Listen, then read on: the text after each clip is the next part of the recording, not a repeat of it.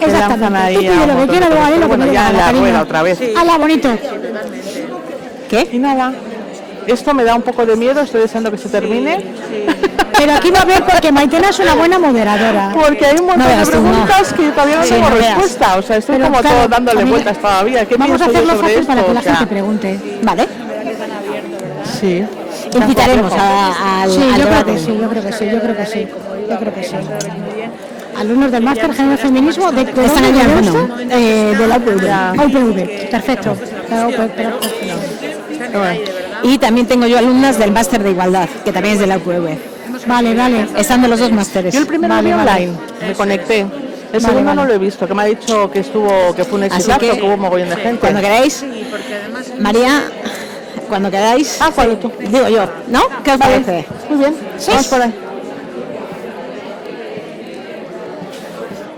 Espera.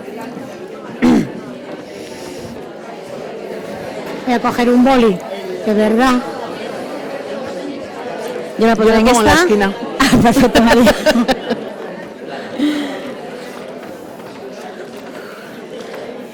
María, si quieres sentarte. No, ¿Estás bien ahí? estoy perfecta. ¿Sí, seguro?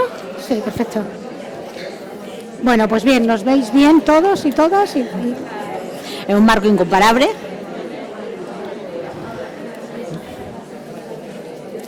Tenías que ponerte aquí, Maitena. No, que va. ¿Seguro? Yo Te lo así, digo. y además me Sí, dirijo a vosotras mejor. dos, sí, Vale, sí, vale, sí, vale. mucho mejor así. Como tú veas, ¿eh? Sí.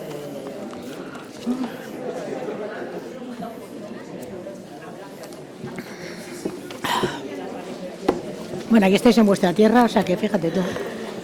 ¿Eh? Esto ya está funcionando, todavía sí, ahí, vale. On, loud. Perfecto. Ya me he hecho mayor, ya me he puesto gafas. Voy a apagar el móvil, porque no sé si he apagado el móvil. Bien. Espera. No sé si he apagado el móvil. Me está viendo todo el mundo lo del móvil.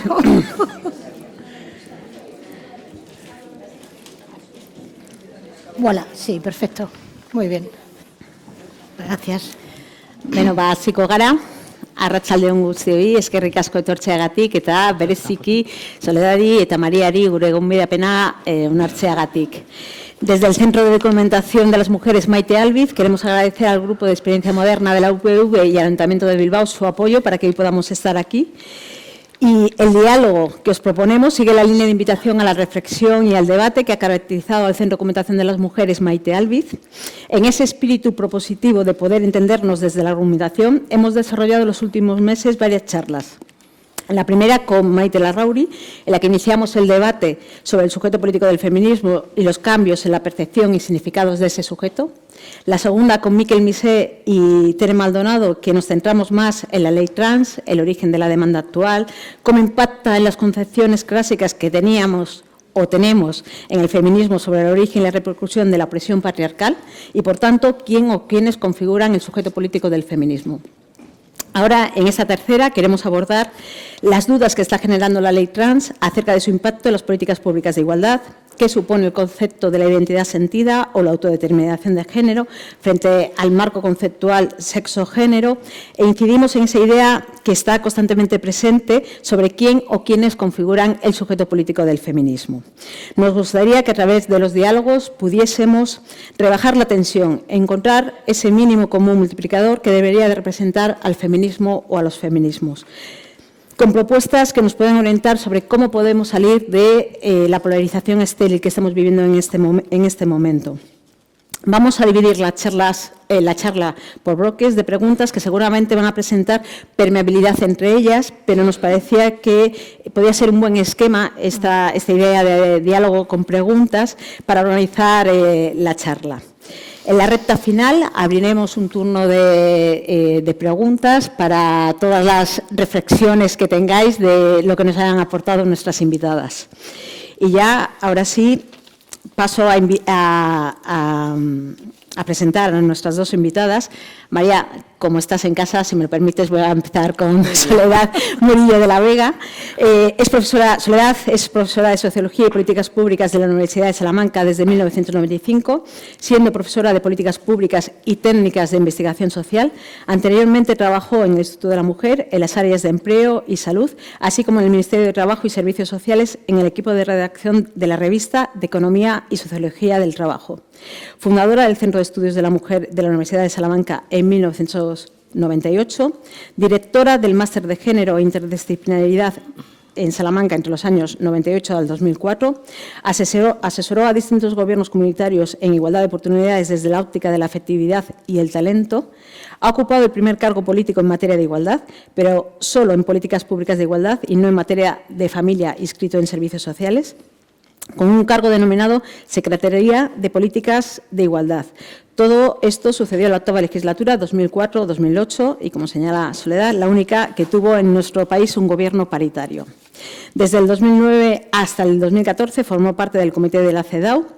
Fue secretaria de Estado de Igualdad en la 13ª legislatura 2018-2020, durante la cual culminó el permiso de paternidad obligatorio, así como la modificación de planes de igualdad en las empresas y redacción de otros reales decretos. Ha publicado textos y artículos relacionados con su perfil intelectual, el más conocido, que va por la segunda edición, El mito de la vida privada, de la entrega al tiempo propio. Gracias, Soledad. Muchísimas gracias. María Silvestre Cabrera es doctora en Ciencias Políticas y Sociología, catedrática de Sociología de la Universidad de Deusto, investigadora principal del equipo Deusto Valores Sociales, reconocido como equipo de excelencia por el Gobierno vasco y que representa a España en la encuesta europea de valores. Ha sido decana de la Facultad de Ciencias Políticas y Sociología de la Universidad de Deusto, 2004-2009, y fundadora y directora del Máster en Intervención en Violencia contra las Mujeres, 2003-2009. Ha sido la directora de Emakunde, Instituto Vasco de la Mujer del Gobierno Vasco, 2009 al 2012. Ha liderado varios proyectos de investigación internacionales y nacionales en convocatorias competitivas y concertadas y ha asumido diferentes cargos de gestión, como la presidencia de la Asociación Vasca de Sociología y una vicepresidencia de la Federación Española de Sociología. Actualmente es la directora de Igualdad de la Universidad de Deusto y la coordinadora académica del proyecto H 2020, Hearing Roles, cuyo principal objetivo es el diseño, implementación y evaluación de 6 planes de igualdad en universidades europeas. Es que ricasco, María. Les hemos pedido que hicieran un breve currículum porque solamente con toda su producción intelectual y su experiencia laboral hubiéramos continuado toda la charla. Así que después de esta breve presentación de estas dos ponentes, expertas en materias de tanto en el ámbito académico como en materias de políticas de igualdad, vamos a comenzar con el diálogo. La primera pregunta que os queremos plantear es que uno de los presupuestos de la ley que más debate ha generado en el feminismo ha sido la idea de la autodeterminación de género, la idea de que el sexo, el ser hombre o el ser mujer, no venga determinado por el cuerpo, sino por la identidad sentida. ¿Qué pensáis de esta cuestión? ¿Qué es el sexo? ¿Qué es el género? Así, suavecito, para comenzar. María, gracias. Bueno. Yo, antes que nada, agradeceros, ¿no?, al Centro de Documentación Material de la invitación a formar parte de estas jornadas, que me parecen sumamente interesantes. El cartel es muy bueno. Asistí online a la primera, a la segunda me la perdí, a la tercera habría venido encantada como público, porque tengo muchísimas dudas todavía, ¿no?, en este debate. Reconozco que a nivel, por lo menos, epistemológico, de reflexión, pues tengo dudas. Tengo dudas y las manifestaré. No tengo un discurso, le decía, ni cerrado ni sin grietas, sino que es muy poroso, con lo cual también muy abierto a ser convencida de otras cuestiones con las que a priori no podría venir, ¿no? Cuando se plantea el debate de sexo-género, claro, yo es una cosa de la que trato en clase, es decir, yo imparto perspectiva de género en las ciencias sociales, en el programa de doctorado como curso transversal, y una de las primeras cuestiones, ¿no?, de las que hablamos es qué es el sexo y qué es el género. Y planteamos un poco lo que es la evolución que ha habido en este concepto, ¿no?, desde entender un sistema binario, uno biológico y el otro determinado, construido socialmente, ¿no?, hasta llegar a autoras como Judith Butler, ¿no?, que nos hablan de la fluidez, incluso nos plantean, ¿no?, la posibilidad de que incluso el sexo sea un constructo, que sea un continuo, hasta el punto, llevado a su máxima expresión, ¿no?, de que habría tantos sexos o tantos géneros como sujetos, ¿no?, vinculados a esas corporalidades. Yo en ese debate reconozco que me sitúo más cerca de Nancy Fraser, es decir, que además escribieron juntas, ¿no? Debatieron juntas sobre esta cuestión, y más que el debate sobre lo identitario o reflexionar sobre la construcción de las identidades, me interesa mucho más reflexionar sobre la redistribución, sobre la discriminación, sobre lo material. Y creo que podemos hacerlo obviando, entre comillas, el debate epistemológico sobre el sexo y el género. Quiero decir, yo a mis estudiantes les suelo decir que al margen, ¿no?, de todo el debate teórico sobre si el sexo es un constructo o no, si es binario o es un continuo, si el género es binario o no es binario y cómo se define o qué elementos intervienen en su definición, a mí lo que me importa realmente es cómo una diferencia se construye como desigualdad. Y es un hecho que el ser mujer se construye como desigualdad. Ahora tenemos que definir lo que es ser una mujer. Eso a mí también me suele inquietar. Es decir, yo ya hace 20 años estuve en un congreso en Amberes, que fue como un mazazo, porque fue llegar allí y lo primero que te preguntaban en el congreso es que te posicionaras en el continuo. Luego ibas al aforo del congreso y ahí había personajes muy andróginos. Era muy difícil, ¿no?, distinguir o catalogar, etiquetar a las personas que había en ese congreso. Yo en ese congreso aprendí más de lo experiencial que de lo que pude escuchar. Hace 10 años estuve en otro congreso sobre metodologías cualitativas en Oporto y después de presentar una comunicación sobre el empoderamiento de las mujeres migrantes en Euskadi a través del asociacionismo, la primera pregunta que me hizo una persona en la sala es si habíamos definido metodológicamente qué era ser mujer. Y yo me quedé como, ¿pero qué me está diciendo? ¿Qué tontería me está diciendo? ¿No? Pero claro, luego pensé, digo, pues igual hay que definir, ¿no? O si definimos qué es ser mujer, yo iría a una definición lo más amplia, diversa e inclusiva posible. Es decir, en estos últimos años también se ha introducido otro concepto muy importante para el feminismo y que también ha sido muy arriesgado y que no está generando tanta controversia porque no está en una ley y no ha generado, ¿no?, debates de carácter político e ideológico, que es el de la interseccionalidad. La interseccionalidad yo creo que es una idea brillante, ¿no?, si la aplicamos desde el feminismo, pero tiene muchos riesgos si se aplica desde fuera del feminismo, obviando que es una aportación del feminismo. Entonces, la interseccionalidad nos abre a la diversidad, a diferentes formas de ser mujeres, y a diferentes formas de vivir esa identidad, ¿no? Mujeres racializadas, con discapacidad, diferentes orientaciones sexuales, de diferente raza, de diferente origen, de diferente edad. Y aquí yo creo, y esto va a sonar un poquito provocador, Dale. que las mujeres que somos blancas, heterosexuales, cis, del primer mundo, a veces nos sentimos amenazadas por esa diversidad. ¿Por qué? Porque muchas veces hemos vivido e encarnado, a mí la palabra encarnada me parece muy interesante, porque lo que vives en carne propia es un conocimiento, ¿no?, que también tiene mucho de experiencial, pero mucho de sentido. Hemos vivido la crítica, ¿no?, y el cuestionamiento de nuestra reivindicación por estar en un puesto de privilegio. Y también me parece injusto, siendo cierto, no deja de ser injusto. Es injusto. Entonces, claro, esas formas diversas, ¿no?, de ser mujeres, y yo considero que una mujer transexual es una mujer, para empezar, digo porque así aclaro mi postura. La otra cosa es, ¿no?, qué se deriva de todo eso, qué consecuencias tiene, que lo vamos a hablar luego. Claro, nos obliga el feminismo a seguir abiertas en un debate continuo. Nunca ha sido fácil, nunca hemos sido homogéneas, siempre hemos sido diversas. El sufragismo burgués debatía sobre si las mujeres trabajadoras tenían derecho al voto. En España, Victoria Kent le negó el voto a las mujeres desde el feminismo. Entonces, los debates nunca han estado cerrados.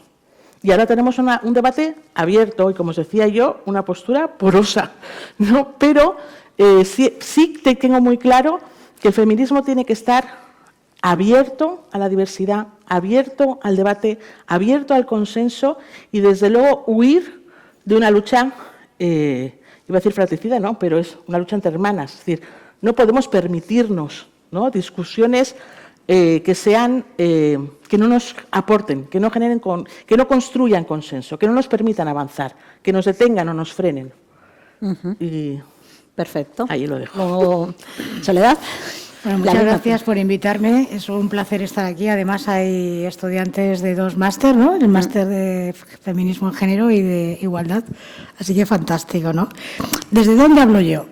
Pues yo hablo desde una persona que ha ocupado un cargo público y que en el año 2004 tuvimos que trabajar una ley que se llama Ley contra la Violencia de Género y que utilizábamos ese concepto porque era un concepto que se utilizaba internacionalmente y queríamos hacernos entender, así de claro.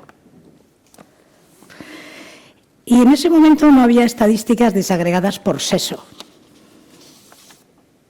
Es decir, se tardó 2 años en trabajar estadísticas desagregadas por sexo. Cuando estoy hablando de sexo, estoy hablando del sexo biológico. Entonces, yo creo que el sexo biológico está sujeto a interpretación, pero no a una masiva interpretación que al final no sepas de qué estás hablando. Porque una estadística desagregada por sexo nos permitía saber por qué en España, año 2004, era delito robar un objeto de 400 euros, pero no era delito amenazar a una mujer con que la ibas a matar. Y curiosamente, cuando estábamos con las médicas y los médicos forenses, porque es una ley que se consultó, pues nos decían, mire, hay una cosa que no le pasa a los hombres. Y es que los hombres, cuando se enamoran, no ponen en riesgo su vida. Nosotros no entendíamos muy bien a qué se refería con eso de enamorarse. Y entonces me acuerdo que un médico forense, que no era Miguel Lorente, que ya conocéis muchísimo, me dijo, mire, la media por la policía, porque la policía evidentemente son las primeras personas que acuden, la media de tiempo que se permanece con un maltratador son 8 años. Bueno, yo doy clase en primero y en tercero y máster. Y yo cuando entro en clase le digo a mis alumnas y a mis alumnos que me escriban en un folio completamente en blanco, sin nombre y apellido, por favor, cuál es su experiencia con respecto a cómo se sienten tratados, cómo se sienten tratadas, ¿no? Porque evidentemente el ser chico y el tener todos esos cánones masculinos también tiene una espada de Damocles, ¿no? Y evidentemente a mí me servía y me sigue sirviendo el concepto sexo, porque es un concepto con el cual puedo hacer estadísticas y puedo hacer un diagnóstico y puedo intervenir. Otra cosa es cómo lo vivas. Eso es asunto particular y tuyo, ¿no? Yo no tengo nada que decir ahí. Porque para homologar derechos, primero tenemos que tener equivalencia en cuanto a leyes que garanticen que se van a ejercer y se van a garantizar en términos de que tú tengas una ciudadana o un ciudadano todos los derechos. Y después, que está garantizado es cuando tenemos que hablar de la diferencia. Y evidentemente yo quería saber las diferencias de asesinato que había cuando los hombres se matan entre ellos a cuando los hombres torturan y terminan asesinando a las mujeres. Y sobre todo, como decía este médico forense, cuando el enamoramiento es un riesgo para tu integridad física. Vamos a ponernos en el plan de qué es el enamoramiento. Yo no estoy aquí para definir qué es el enamoramiento, pero estoy segura que cualquier persona de las que está aquí, sobre todo si es una mujer, sabe que el enamoramiento es una situación de indefensión, porque das oportunidades, las que sean necesarias, para cambiar las cosas. Y eso no está desdibujado, eso está así. Es decir, da igual que te vayas a Irán, que te vayas a Holanda, o que tengamos, como era en este país, un 12% de incremento de agresiones. La munición que se utiliza en Navidad, por ejemplo, para advertir a una chica que no venga tarde a casa, no es la misma que se utiliza para un chico. Y esa munición tiene sexo biológico. A una chica se le dice que tenga muchísimo cuidado con quién va, y a un chico se le dice que tenga cuidado con respecto a si está en una situación donde no puede hacerse cargo de un coche. Me llama la atención que ahora se quiera desdibujar todo, porque yo estoy absolutamente de acuerdo con que todos los colectivos tienen que tener sus derechos garantizados. Está en la Constitución, absolutamente garantizados, totalmente garantizados.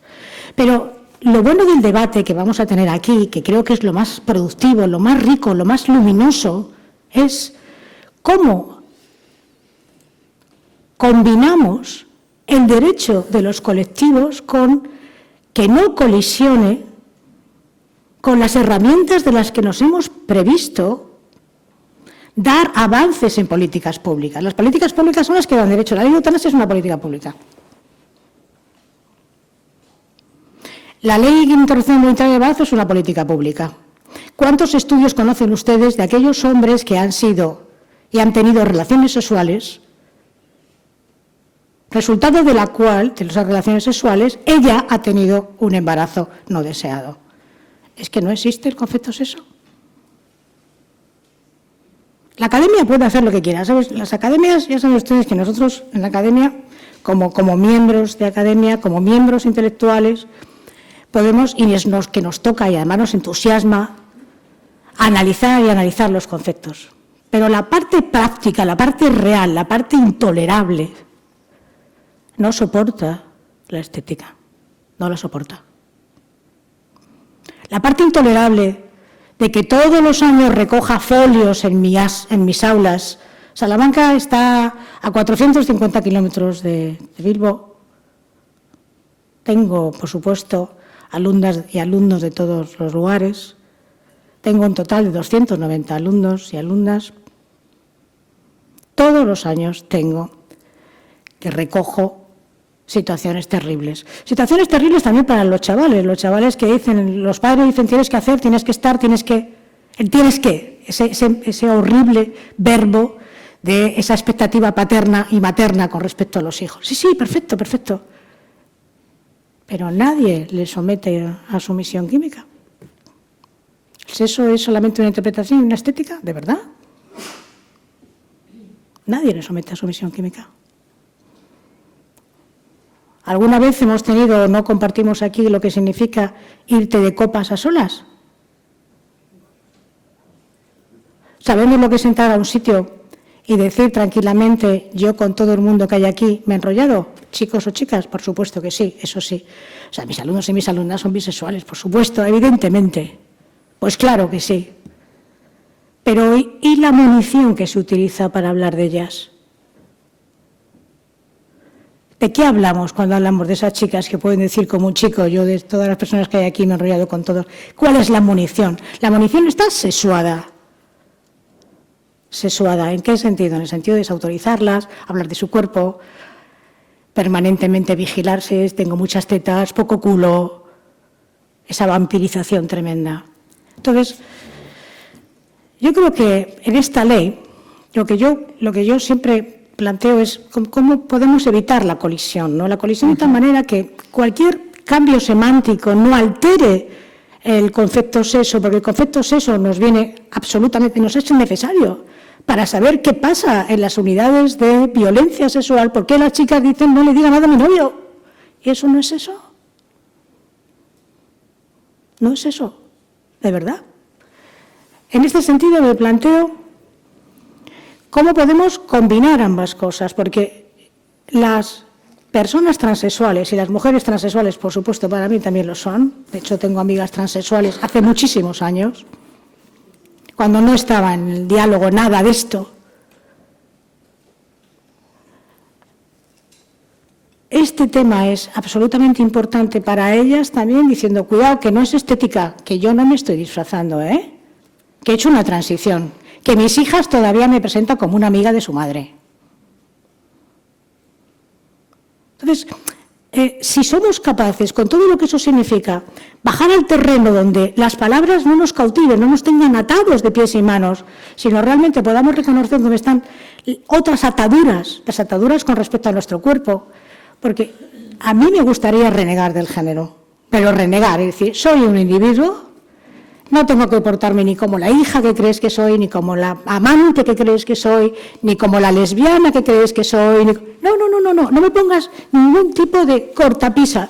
Déjame ser en función de mis propias necesidades, pero no me etiquetes, porque las etiquetas son siempre camisas de fuerza. la etiqueta género supone portarte de una determinada manera. Entonces, lo de difuminarlo, a mí me gustaría que fuéramos también capaces de hablar de las consecuencias que significa difuminarlo, porque yo el cuidado no he oído hablar más que a las mujeres, de cuidar hasta quedar exhaustas, cuidar a las personas mayores hasta quedar exhaustas, o bien tener una pareja y si bucea, llevarle todo, y si escala, llevarle todo. ¿De verdad que es un tema semántico? A mí me parece que nos perderíamos una herramienta fundamental que es detectar las desigualdades y colocarles políticas públicas que las repelan en todo su sentido.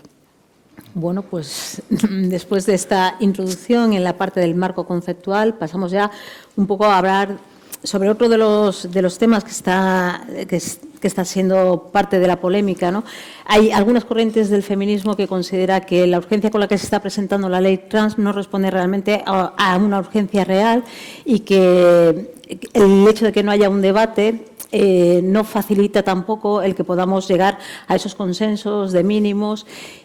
Y hay una preocupación también sobre el impacto que podría tener la ley trans, tal y como está redactada, en las políticas públicas de igualdad. Claro, claro. ¿Qué pensáis al respecto? Claro, claro.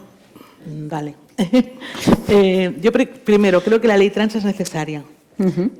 Porque realmente... Sí, por eso he dicho tal como está redactada. Sí, no, creo que una ley trans, una ley trans es necesaria, Totalmente porque de acuerdo. realmente es un colectivo que vive en discriminación, en exclusión, en situaciones de fuerte Terribles. exclusión severa, vinculados a situaciones de pobreza, de explotación sexual, Terribles. de no reconocimiento, dificultades para la empleabilidad, etcétera, ¿no? Entonces, sí considero que es importante que hay que legislar para proteger los derechos de un colectivo que objetivamente vive una fuertísima discriminación. Totalmente. Sí creo que es importante que haya un debate, ¿no? Y que el feminismo participe de ese debate. Yo no sé hasta qué punto todas estas cuestiones que Soledad veía en riesgo, no sé si como consecuencia de la ley o como consecuencia de cuestiones más generales, de la ley. están realmente en riesgo. Sinceramente, no le doy a esta ley trans siquiera la capacidad real de poner en cuestionamiento la dicotomía sexo-género, por mucha autodeterminación del género que diga la ley que va a haber. Creo que eso me preocupa más la desprotección en la que se quedan los menores. Me preocupa más la despatologización no de la transexualidad, sino de qué consecuencias tiene eso en las políticas sanitarias. Creo que va a tener más impacto, de hecho, en las políticas sanitarias que en las políticas de igualdad. Es decir, porque las políticas de igualdad, en la medida en que incorporan esa interseccionalidad, que ya está incorporada, han incluido a las mujeres trans. Entonces, muchas veces nos olvidamos que también, se transita, ¿no?, de hombre a mujer, pues se transita y mucho de mujer a hombre, ¿no? Entonces, no ha habido una evaluación real porque los tránsitos ya se están dando, es decir, ya existe, ¿no?, esa figura. Y yo creo que no hemos evaluado seriamente, a nivel sanitario me refiero, es decir, ¿qué personas... Entraremos luego con el tema de menores y eso. No, pero me refiero a qué personas han transitado, qué edades tenían, se arrepintieron, hubo destránsito, qué tipo de tránsito hubo, etcétera, ¿no? Es decir, y ahí, yo de facto, en Osakidetza, a pesar de que todavía no está en marcha la ley, es muy fuerte de la despatologización que hay en los casos en los que se solicita el tránsito, ¿no? Entonces, a mí esas cosas sí me preocupan. No tanto que se vaya a diluir la dicotomía sexo-género o que se vaya a perder la esencia del sujeto feminista. Reconozco que no me preocupa tanto eso como, pues bueno, en el debate, cuando decía, tengo muchas serias dificultades, que viene después, pero por concatenar, ¿no? Es decir, lo que significa la transexualidad, si es algo biológico, si es algo aprendido, ¿no? Todo eso, la incidencia de los estereotipos de género, que lo vamos a comentar luego, no lo menciono ahora, pero a mí ahí es donde me surgen las dudas. Tengo un fuerte desconocimiento y creo que eso sí tiene mucho impacto, puede tener mucho impacto en la vida de estas personas, pero también en los recursos públicos en el sistema sanitario, ¿no? Y en cómo estamos previendo que la gente transite. Igual les estamos exigiendo a las personas transexuales mucho más de lo que nos exigimos a nosotras mismas. Es decir, cualquiera de nosotras reproduce estereotipos de género. Claro. Cualquiera de nosotras. Nosotros, ¿no? sí. Entonces, muchas veces estamos como penalizando ¿no? a la persona transexual de que está reforzando unos estereotipos. Pues lo hacemos todas, lo hacemos todos, ¿no? Entonces, igual estamos poniendo mucha carga sobre un colectivo que es minoritario, que está discriminado, que sufre de exclusión, pero sí es verdad, y eso no lo niego, que la ley tiene que debatirse, tiene que generar consensos y que el lenguaje jurídico no puede abrir la puerta a determinadas indefiniciones. Yo, claro, además soy socióloga, trabajo con estadística.